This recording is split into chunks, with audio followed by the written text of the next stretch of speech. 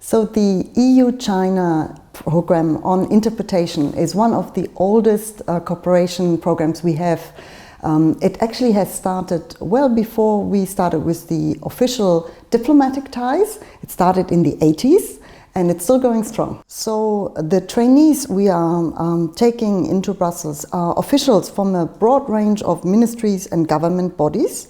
And they are selected by us together with our lead partner ministry in China, which is the Ministry of Commerce. And they come to Brussels for 5 months, as I said, and during their training they visit the EU institutions, learn about the decision-making processes, and they essentially learn how Europe ticks. And when they go back to China, they take this understanding with them back into the Chinese administration, where very many of them go on to assume positions of considerable responsibility. And some of us are then seeing the trainees back some years later in trade negotiations at counterparts. They all already master to a very high degree different languages. What they learn in Brussels is about critical thinking, analysis. They become more cultural aware, and they are trained to become a conference interpreter. But it's also very much about the mindset, memory techniques, but this critical thinking is very important because they should not literally translate, but they have to bring over the meaning of what is said. Apart from the cooperation that we have developed with the ministries, we also work with universities. Actually, we have chosen 2 centers of excellence. One is CISU in Shanghai and the other is the EUIB in Beijing.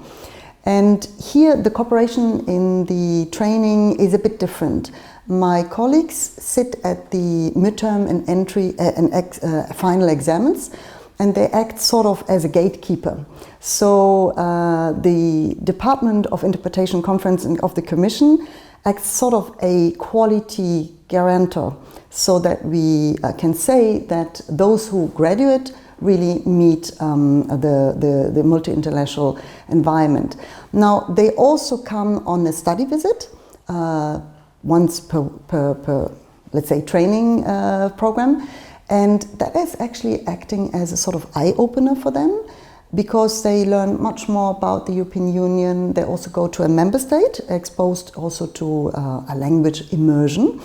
And when they come back, they then often either assume responsibilities in ministries, or they become very well thought of freelance interpreters, which are very important for our member states when they want to have the best conference interpreters when they deal on industry or business related issues with China. So it is actually cooperation that serves many fronts, the official EU one and the member states.